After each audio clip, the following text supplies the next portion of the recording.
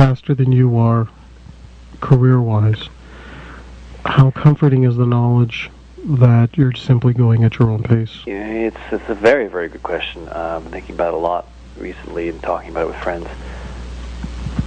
There are periods in one's life when it might be a little difficult and you feel some frustration. But maybe because at this point right now things are getting better and better and I'm really getting the recognition I had hoped to get many years ago, I'm much more laid back about this. And even though there are still other people who are playing maybe more than I am right now, I'm very happy for them because, I mean, I'm happy for them if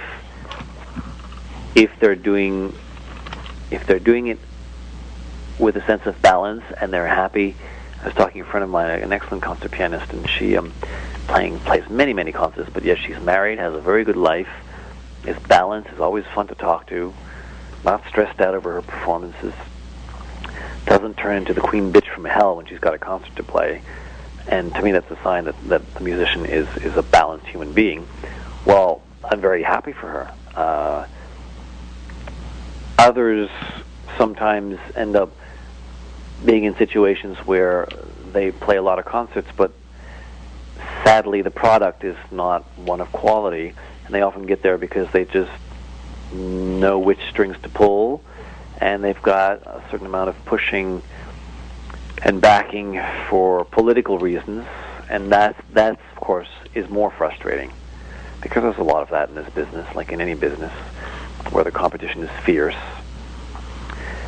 So at this point in time, I'd say I'm very relaxed about it. I enjoy playing the concerts that I play. I only play concerts that I choose right now. I'm not doing anything that I don't like to do, and that's a good feeling. I do fewer concerts than many others, but that's all right because the numbers of concerts are going to increase gradually and at a pace that I'm comfortable with. So it's okay for me to see others moving at different speeds, faster, slower, whatever.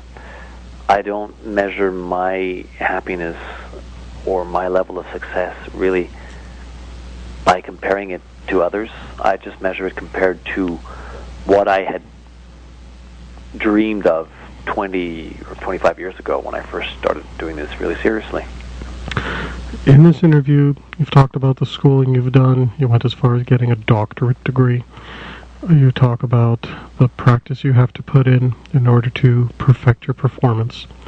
You talked about how you're teaching on the side in order to pass on what you know. Where do you find the time? Where do I find the time to do those things? Especially while you were in school.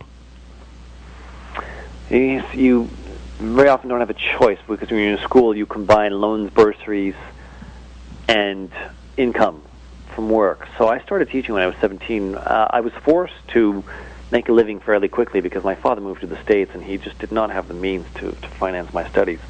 My mother then helped me out for a year, and then she also financially wasn't able to give me more money, which is fine. By the age of 18 I was pretty much independent, living off loans, bursaries, and income from teaching and accompanying. So I developed skills as an accompanist, learned how to sight read quickly, learned how to work with other musicians, developed a reputation for it, started teaching in various little music schools, sometimes very far away, in Ville d'Anjou or places like that. And now I'm at a point in my life where I teach, but only out of my own apartment, so I've got total flexibility. I never have to leave the apartment, especially in god-awful minus 30 degrees in the middle of February, so I'm happy. I don't have to commute. I don't even have to get up early in the morning. I get up whenever I want, and I have an apartment with no neighbors, so I can practice at 3 o'clock in the morning if I feel like doing it. I've got the kind of control that I've been aiming for many years, and flexibility. So when I was younger, where did I find the time to do all those things? Well, I juggled, and sometimes successfully, sometimes not. There were periods in my life where I was doing way too much accompanying, and that affected my solo playing, and I would pay heed to what my teacher was telling me about controlling, making sure that people didn't take advantage of me and pay me peanuts for incredibly demanding amounts of work, which would in turn affect the results of my solo recital exams. And so it's been a process of trial and error over the many years, and I know that it's defined itself over the last couple of years, but for me, one of the most important things I decided I wanted was balance.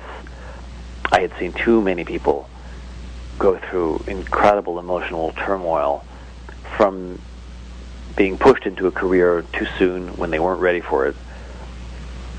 And I didn't want to be one of those cases, you know, and then ending up on medication or with physical problems that often pianists have to deal with, tendonitis, bursitis, things like that. And I developed a specialty, actually, teaching a technique that allows one to play for many hours without ever getting tired and play extremely difficult pieces. So you're saying that a concert pianist is susceptible to a lot of specific physical ailments. Just like a figure skater, just like an athlete. The difference is that for an athlete it might be understandable because they do exert a tremendous amount of physical energy and pressure on joints and tendons.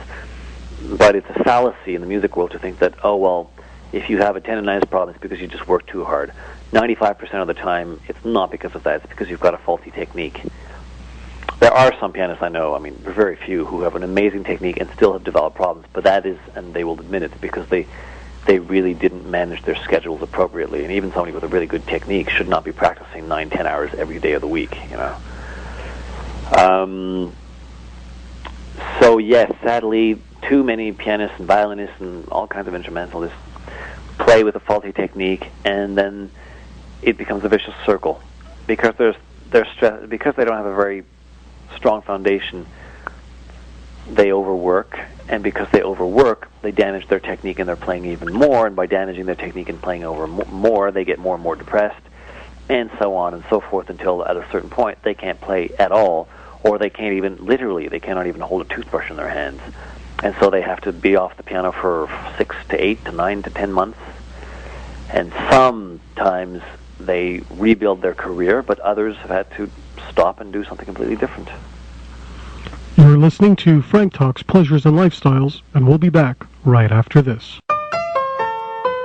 Frank Talks is sponsored in part by the Calibrated Storytelling Seminar. Have you ever felt tongue-tied when talking to a woman and did not know what to say next? This seminar provides the structure to create personalized stories that connect to a woman's emotional needs. Calibration is about putting people into the categories and then modifying your behavior. Do you want to learn how to be truthful about who you are, but in an interesting and seductive way?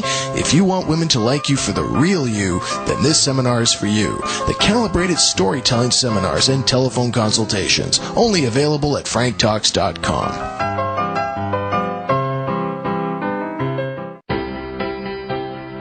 Frank Talks is sponsored in part by From Loser to Seducer by Frankbkermit. Ladies, is there a man in your life that got dumped for being clingy, needy, or was told he was a loser, but you still think he's a nice guy and want to help him? He could be a relative or even a friend, and you know he needs the help.